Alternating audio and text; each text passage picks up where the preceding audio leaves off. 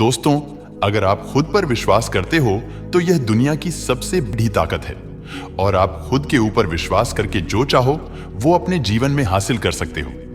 जिंदगी में आप जिस किसी भी मुकाम पर हो या जिस किसी भी संकट में फंस जाए, कैसी भी स्थिति में हो, अगर आपने सकारात्मकता का साथ कभी नहीं छोड़ा तो यकीन मानिए आप उस संकट से बाहर निकल आएंगे।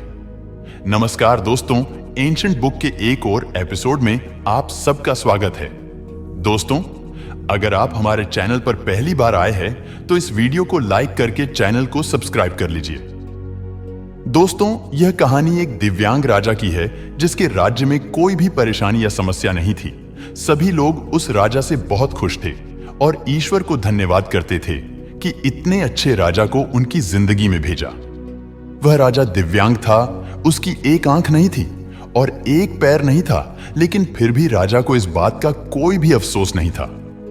एक दिन राजा अपने महल के गलियारे में घूमते हुए अपने पूर्वजों की तस्वीर को देख रहा था और सोच रहा था कि मेरे पिताजी इतने शूरवीर थे, उनके पिताजी इतने शूरवीर थे, हमें इतने शूरवीरों के खानदान में जन्म लेने का मौका मिला।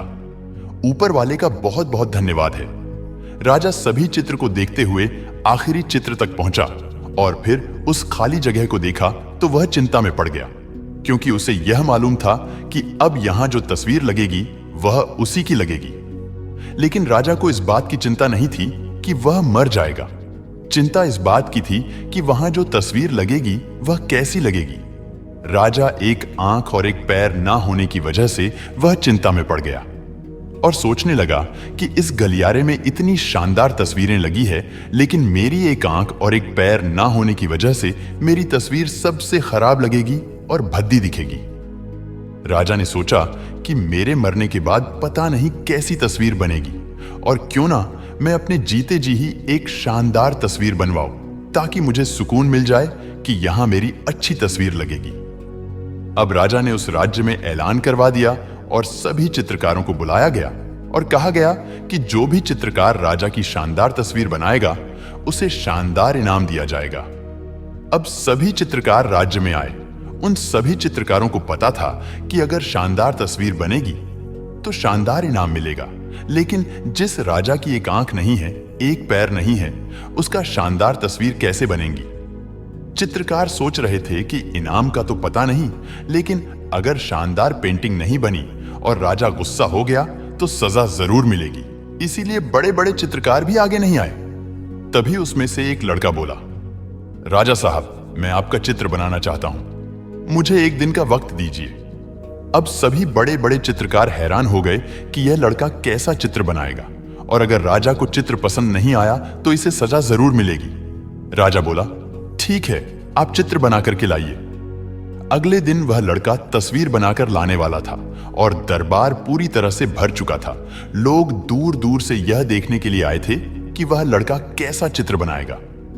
अब लड़का जब उस राजा का चित्र बनाकर लाया तो लोग आश्चर्यचकित रह गए। सब लोग जोर जोर से तालियां बजाने लगे, सीटी बजाने लगे और जब राजा ने उस चित्र को देखा तो वह खुश हो गया और बोला कि वाह, इससे अच्छा चित्र तो इस पूरे गलियारे में नहीं है।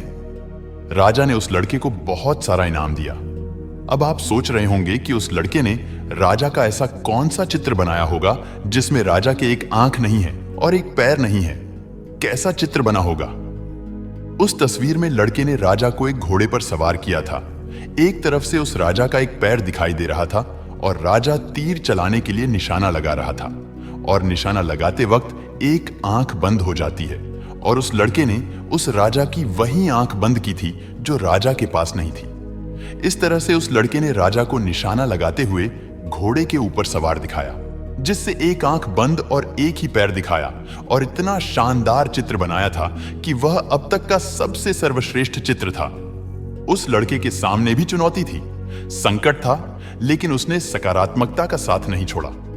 जिंदगी में आप जिस भी मुकाम पर हो, जिस भी संकट में फंस जाए, जिस भी स्थिति में हो, अगर आपने सकारात्मकता का साथ कभी नहीं छोड़ा तो यकीन मानिए आप उस संकट से बाहर निकल आएंगे।